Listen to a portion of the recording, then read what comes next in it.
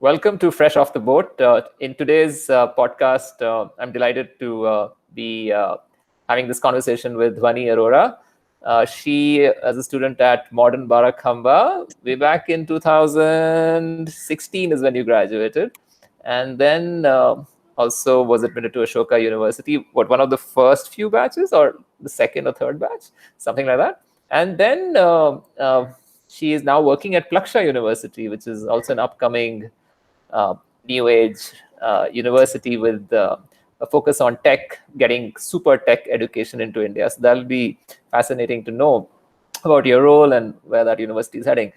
But this conversation is more about your life at Ashoka University. How did you get to choose Ashoka? Did you have other options you were considering? And then what were the early days were like? How were they like? So, first of all, thank you so much for letting me do this and inviting me to join you on this podcast. I've been following the other series that you've done, and they sound pretty exciting, which is why I was excited myself to join in. So, about my journey, how it all started. First of all, I mean, I you mentioned modern Barakhamba, like just it's an elitist thing and following through you go to Ashoka, so it's just that journey that really shaped me in a way. But I must take a minute here to say that I'm not the typical modern Barakhamba person, not the arrogant one. So going into Ashoka, it wasn't, in fact, it was one of my top choices in India. But besides that, I had applied to seven different universities, all in Canada. And turns out I got through all of them. And one of my top choices there was McGill University for psychology. And one funny instance was that for McGill, it took me really long to get accepted. And I was attending their open houses because they were on the fence about letting me in. And I kept going for the open houses, and in the hope that I'd impress them when they take me in and give me an offer right there and then. But before I got McGill's acceptance, I got Ashoka's acceptance. And my mother was the happiest person on the planet about that. I still remember I was playing badminton in my lane, and my mother screamed from the balcony saying, "Honey, you got into Ashoka."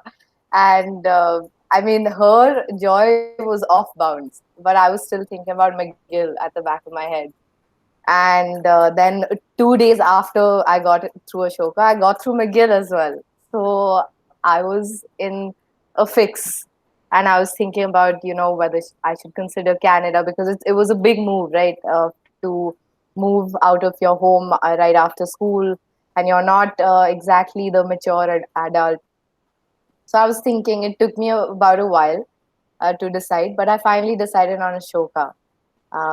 And I think the experience that I've had at Ashoka has been more than fulfilling for me.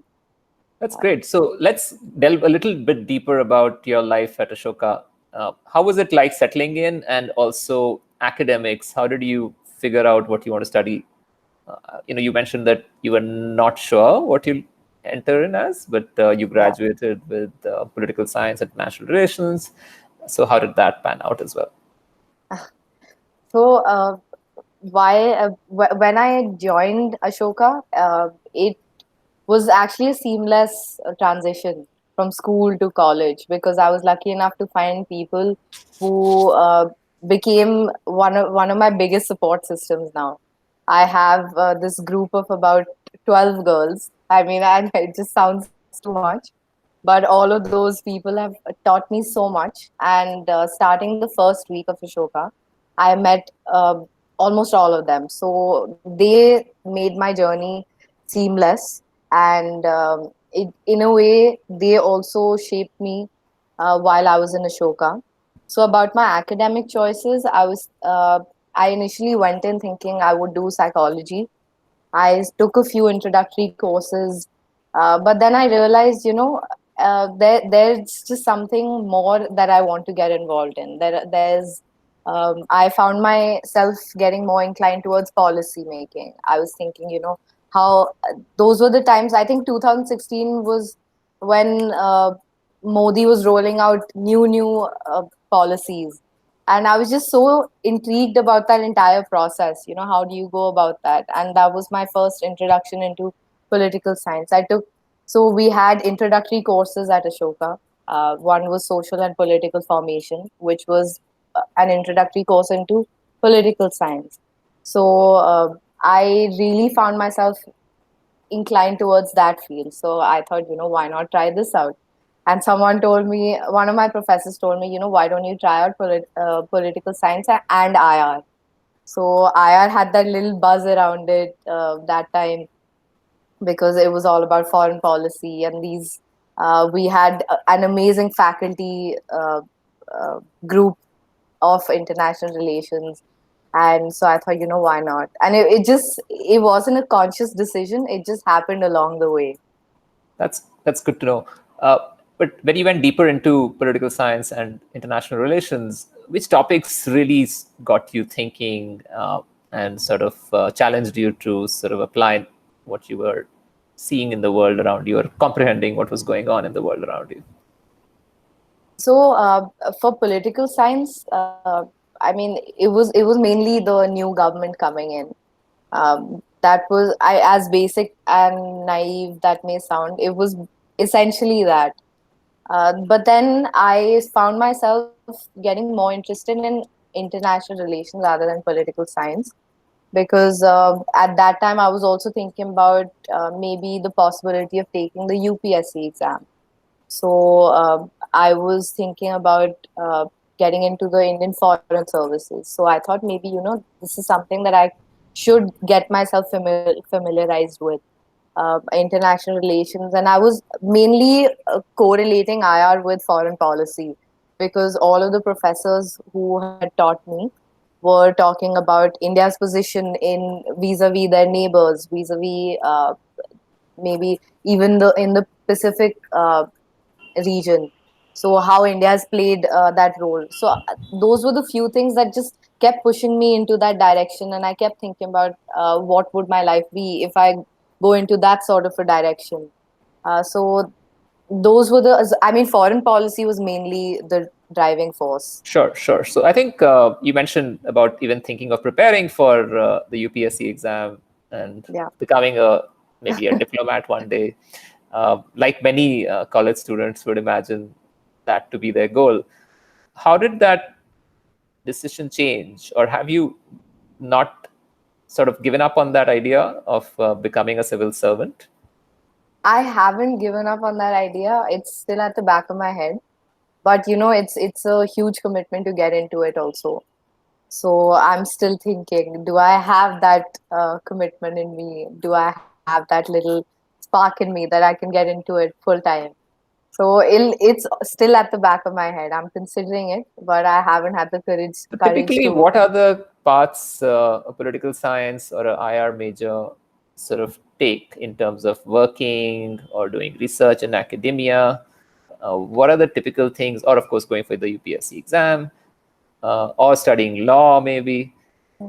If I haven't explained all of these, then maybe if there are others, you can sort of throw some light on what are your friends who've done similar courses doing, or what do professors really have to say?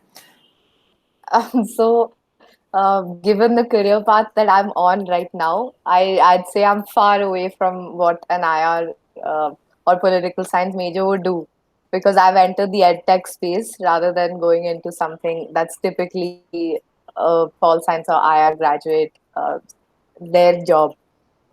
So what I think typically they do is a few of my friends stayed back for their thesis for the fourth year. So that's about a 20,000 word document that they write, and it's essentially something that they produce, um, and it's it's a huge commitment, and that's one of the paths that they have taken. Then going into masters, and because a lot of these think tanks that hire you for international relations research require masters or a higher level degree. So I don't have that, so I don't think I'm in a position to say anything about this. Um, Typically, I just think it's research, law, like you've already mentioned that. You Right. probably So know it. let's learn a bit more about your transition to EdTech and at Plaksha University. Tell us a little bit about Plaksha and why did you apply? Why do you think you were chosen? And what is the job description like there? So the funny thing is, the job description is very, very dynamic. Even when I joined in, But can you there start with was. what is Plaksha University for people who might not know?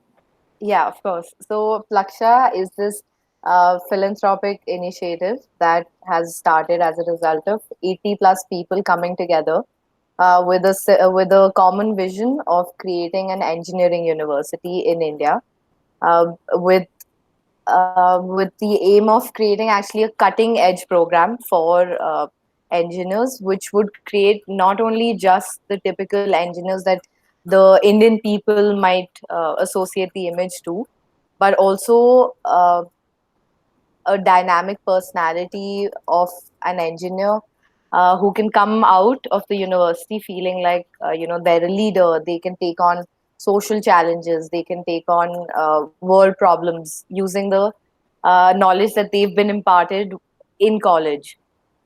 So that's essentially the vision that Plaksha has arisen out of.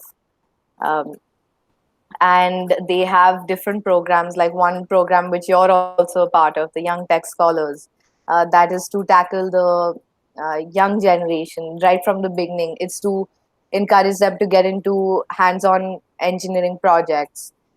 Then there's a one-year fellowship program which is equivalent to a master's level program, in which we invite people to come in and maybe if they want to switch tracks into data science, artificial intelligence, machine learning. So it's a 1 year intensive program that we're looking to.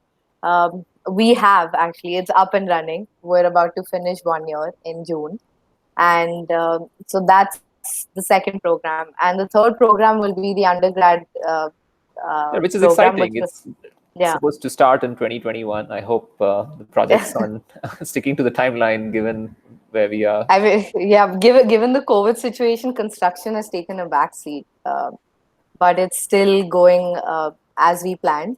So now about And your role and the job description that you were told that you'd be sort of doing at Plaksha, and what are you actually doing there? difficult questions. So I went in with the description that I would be looking after the academics for the Tech Leaders Fellowship program, which is a 1 year master's level program. But I mean, it came to me as a surprise because I do not have an engineering background. But I was lucky enough that the university was looking at generalists rather than specialists, people who could learn on the job, learn how to just develop skills over a period of time. And that's exactly what happened. And I'm really thankful to my organization for that, because I must have gone in like a little seed. And now I see myself growing into a sapling, and more than that, because over a period of 1 year there have been things like I've taken on projects, I've taken on that entire academic piece of a fellowship program. So what my role essentially entails is forming the curriculum and then implementing it in some ways. I mean, obviously, with help from all the faculty members. We have about 30 plus faculty members, visiting faculty, coming in from Berkeley, Purdue, University of Maryland. We have UPenn. So all of these faculty members go in and out, and I'm sort of their point of contact. I've been working with them to roll out their curriculum, roll out their say in terms of timetables, the entire schedule for the program. So Sure. So this is for the that's one of TLF. the things So that this I've is for the taken up. master's program. Yeah. Essentially. And what about, so the EdTech part is because there is kind of a blended learning environment even for this program. The professors don't have to be doing anything in person. And now, even with the COVID situation, it's possibly something that the university has to rethink. Or was it always like this, that EdTech was a focus? So we've had blended learning since the beginning. Like I mentioned, it's visiting faculty. So sometimes they have to switch over to asynchronous lectures, which is where they record their lectures and then sort of give the students some sort of homework where they can go over the lectures and then have face-to-face online learning, where the students can ask the professors their questions and have a free and open dialogue. So that's one part. That's before we got stuck into this COVID situation. We were looking at those aspects anyway, and now increasingly. So this one past term, we had 3 courses which were completely online, and professors were taking classes online. But that's not the edtech part. The edtech part is going to come in now, where we're looking at the possibility of combining some online courses with the existing courses, where we can maybe sort of look at the students doing a course on Coursera or edX, and then maybe contributing that towards an actual proper credit in the system. So we're looking at the possibility of how to take this forward, and how it will be accepted in the Indian system, but it's still in works. So Coursera has recently announced guided independent projects, like Hmm. students can do work with, I think, resource people Yeah. at their end. So how does one make education social in the current context? You said, okay, lectures can be video recordings, Hmm. the breakout rooms and sessions could be live. Hmm.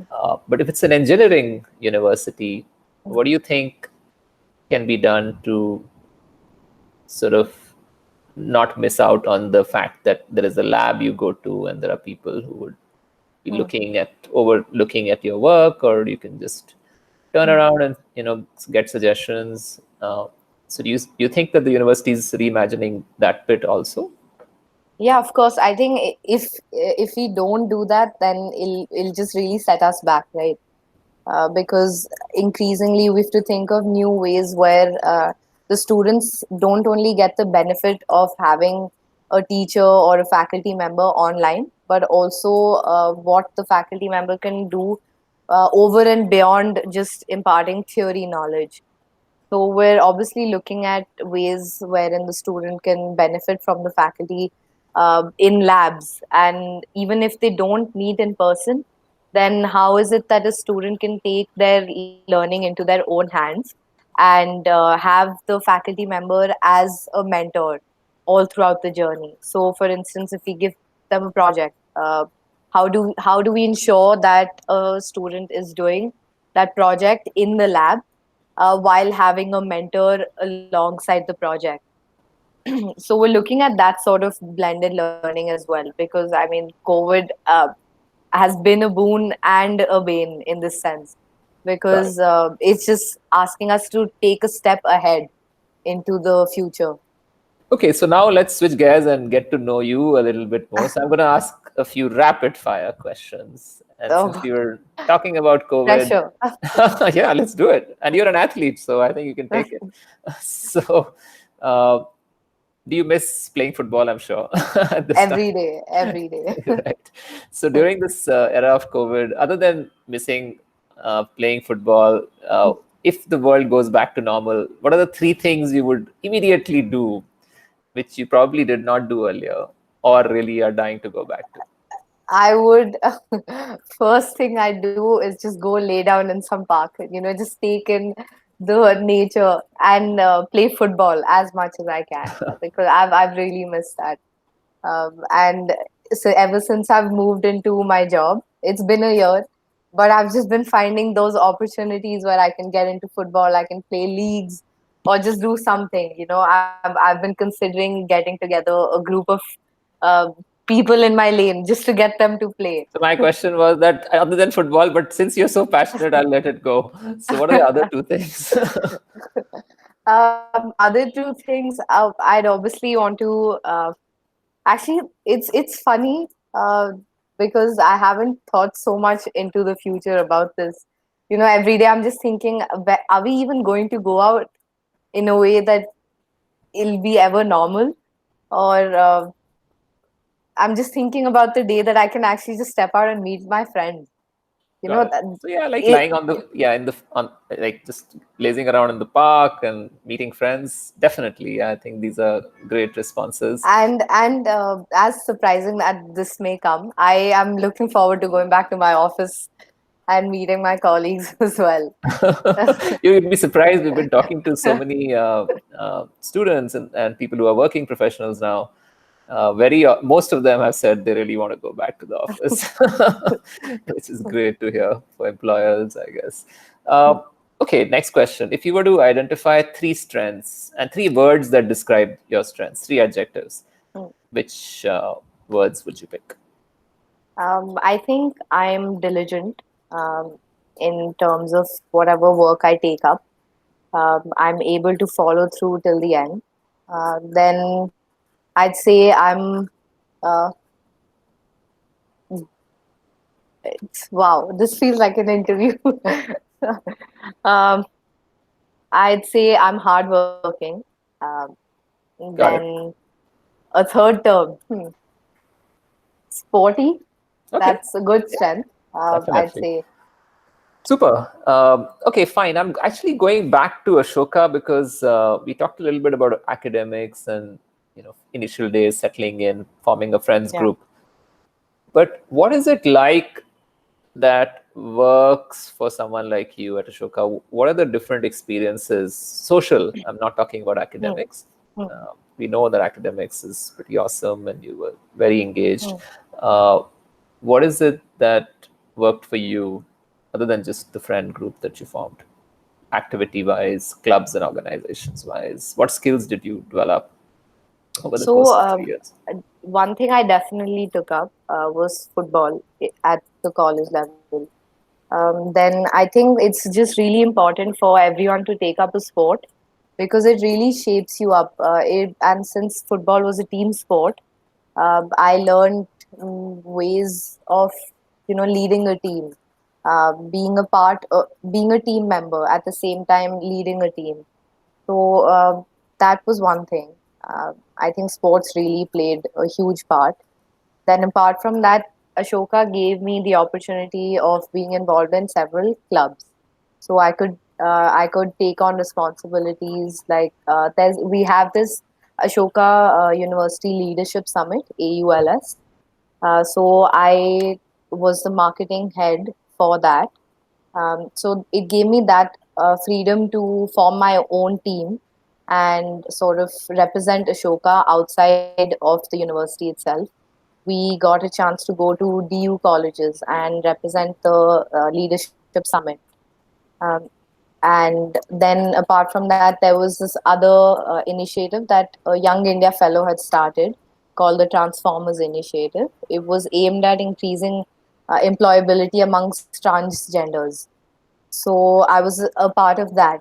So there was these small projects that people in Ashoka used to start, and we had the freedom to start as well, which I ended up being a part of. So they That's sort great. of gave me the exposure to meet different people, interact with uh, the Ashoka community at large. Even the alumni group was really involved in all of these projects. Super. And then during your time at Ashoka, you also did a few internships, Aam Aadmi Party, and a few more. So, was that resources provided by the university, or the career services doesn't really do much like many other places? um, these internships I found outside of Ashoka. Hmm. I didn't actually actively look out for opportunities through the career development cell in Ashoka. I wasn't a big fan of the career development cell. Even though a lot of my peers did benefit from it, I personally thought I'd benefit a little more given my interests, and I was, looking to explore different interests while I was in college. So I looked at opportunities outside of the CDC, Okay. uh, So, and that's how, yeah. so now I wanted to touch upon admissions at Ashoka and how you think they probably identify the kind of students they want in their class And what do you think worked when you applied? I think they were looking at more of an all-rounder profile, but not someone who is essentially good at everything, but maybe mastering one thing, like, and then decently good at other things. So I'd say sports really played a big part in my profile, in strengthening my profile. Then I was decent in academics in school, I'd say. So that was a plus point always. Then we How had an was the extensive. admissions process like? The test, the essay, the interview? Yeah, I was just Yeah. replaying all of that that entire process in my head. I was I clearly remember going for my interview. I was super nervous, and my interview went on for about 40 minutes, and that was one of the first and the longest interviews I had had. So they were grilling me about this project I'd done in the 12th grade for my psychology class. I'd taken up a project on Parkinson's, and they were grilling me all about it, and asking me why I went into it and what came out of it. So that I remember. I remember being nervous all throughout that entire interview process. Then before the interview, they asked us to write an essay, a photograph essay. So I I don't know how, but this is very vividly imprinted in my memory. I remember it was a photograph of an athlete in a hijab, and there was an expression of tension on the athlete's face. So I weaved around a whole story on around that picture, and I was quite proud of that essay, honestly. But that didn't come up in my interview. So um, that was one step. And the first step obviously was the application process. You get the interview call, you go, Do you and remember what you wrote in the essay that is submitted with the application? um, I I don't actually. Uh, Okay. But it, since now you are now in another university and must be reflecting yeah. back on why they have essays, do you Hmm. have any thoughts on why colleges want an essay from high Um, school kids? so I think in high school, it's just the essays give you a chance to portray what you're really passionate about. It's a way to show that you have thought about a particular university seriously, and you want to also show how you're a good fit for the university. It may not always be the best exercise, but I think it's an essential exercise because it allows the student to just sit down and introspect and think about why really I want to get into this university. It just forces you to think about these difficult questions. And if you can't think about that, then maybe you should look at other options as well. So in that way, I really do think that essays force you to think about things that you otherwise would not.